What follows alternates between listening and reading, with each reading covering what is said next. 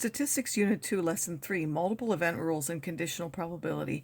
In this lesson, we want to look at probability rules that we can use to find probabilities for unions and intersections, and also look at the conditional probability of events. So first of all, we have mutually exclusive events that can't both happen at the same time. So for example, you can't be both male and female. They have no outcomes in common. So if we look at their intersection, it's the empty set, and their probability is 0. So if you want to find the probability of mutually exclusive events and you want an or, then the probability of A or B, we simply add the two probabilities. We've actually used that before. For overlapping events, those that have one or more events in common, then this intersection is not empty and this probability is not 0. Then when you want the probability of A or B, you have to add the two probabilities, but then you subtract the probability of the intersection. Otherwise, it would be counted twice when you look at the union.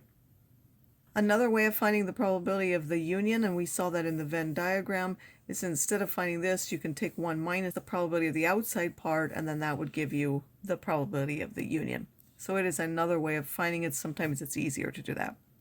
A number from 1 to 10 is randomly chosen. Decide if the two events are mutually exclusive, and then find the probability of the union. Probability that you get an even number or 7, well, it can't be both even and 7, so those are mutually exclusive. So to find the probability of or, you would simply take the probability of even plus the probability of 7. There are 5 even numbers, and then there's 1 out of 10 that it's 7. That would give us 6 out of 10, or 0.6. The probability that we get an odd number or a number less than 3, well, numbers less than 3 are 1 and 2. 1 is odd also, so that's overlapping. The odd numbers, there are 5 odd numbers, you would take that out of 10, and then there are only 2 numbers less than 3, 2 out of 10.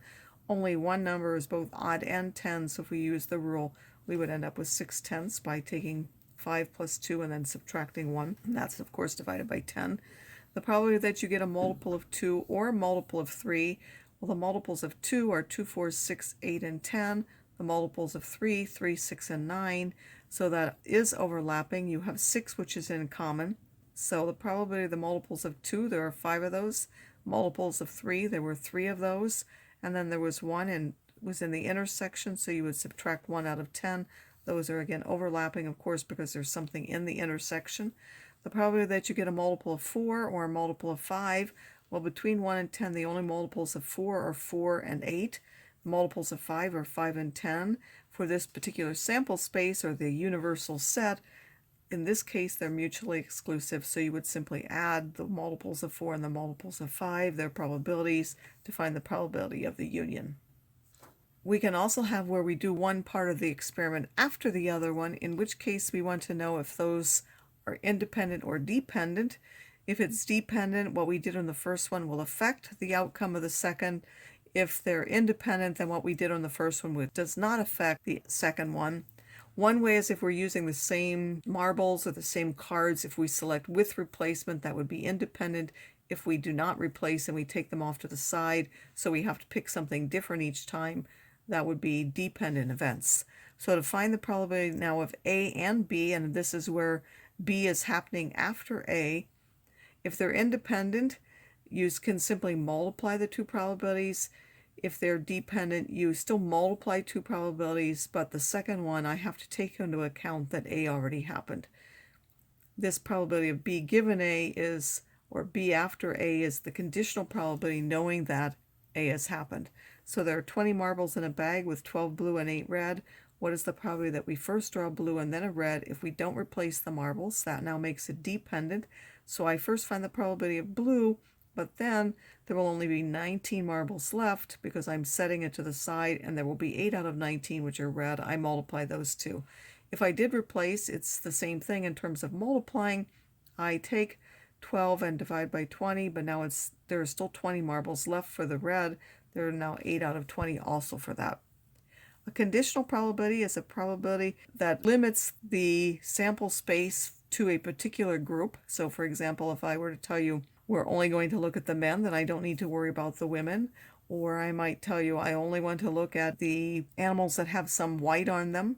That would be limiting to a certain subset of the sample space that we have. So the probability of B given A, the one that we had up here, like this is a conditional probability where we have B after A. So for any two events, the probability of B given A, you take the probability of A and B and divide by the probability of the second one, the one that's known, the probability of A. So normally we divide by the probability of the whole sample space. We're here and we're giving A. A is kind of the entire sample space, that because we know that it's in that group. We can also do it with numbers. So the same thing true whether we use the numbers or we actually use probabilities. If we want the probability of A given B, then the number on the top is the same, but now we would divide by the probability of B instead. So here we have a Venn diagram for 32 female students and 25 male students. 19 of the students are taking statistics, with 12 of those being female. Complete the Venn diagram, the table of probabilities, and answer the questions. So there are two different ways sort of organizing. The two-way table actually gives you more information than the Venn diagram, but you should be able to do either one of those. It says there are 32 female. Well, the total for both pieces have to be 32. And then the 25 male, which is on the outside now, the total of both of those have to be 25. And then it says 19 are taking statistics. So we know that the total of these two have to be 19. We know that 12 of those students, the ones taking statistics, are female. So this would now be 12 and this would be 7. Since this total is 32, this has to now be 20, 32 minus 12. And finally, since there were a total of 25 male students, the total of these two numbers has to be 25. So this one would be 18.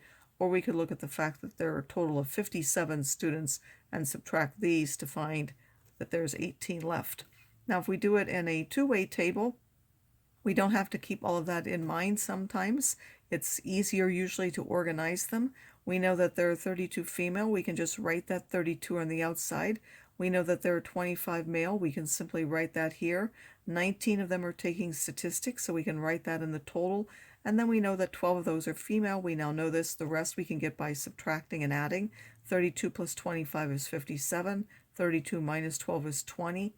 19 minus 12 is 7. Then 25 minus 7 is 18. 20 plus 18 is 38. Or the 57 minus the 19 we had is 38. So typically this makes getting the values easier than the Venn diagram. And now how can we use those? So if we keep that table in front of us, it says find the probability that a randomly chosen student is female given that he or she is taking statistics. Well, that's the probability of female given S. So we take the number who are female and S and divide by the number in S, which is the second one. So either I take this and then divide by the total, which is 19, or in the table is easier. I can already see that's 12 out of 19, where that given S simply limits us to that one row for the S instead of the entire table. What's the probability that they're not taking statistics? In the Venn diagram, that's everything outside of the circle, so that would be the 20 plus the 18, or in the table, I can simply read that off of the table there, 38 out of 57, the total. They're male and taking statistics. These are the males, and then these are the ones who are also taking statistics, so that would be 7 out of 57. Or in the Venn diagram, I find these are the statistics, these are the males, where they cross is at the 7. So that would be 7 out of 57 there. Taking statistics given that the student is female, so that would now be the probability of taking statistics given that they're female. We again find the same number on the top, but now we would divide by the second number, which is the number of females. So here in the table, this would be the 12 in common, but now I divide by the total number of females, which is 32, or the one we were given. Or in the table, we find the number that are in both and then divide by this, because giving female now restricts us to this one column of the table. For conditional probabilities, we sometimes have a tree diagram where we label the probabilities. The first ones are unconditional probabilities of something, and then the second one, we get the same set of things here. This is really B1 given that A1 happened. This one's B1 given that A2 happened. This one would B1 given A3 happened. The labels are put at the ends, and then the probability is actually written on the branches.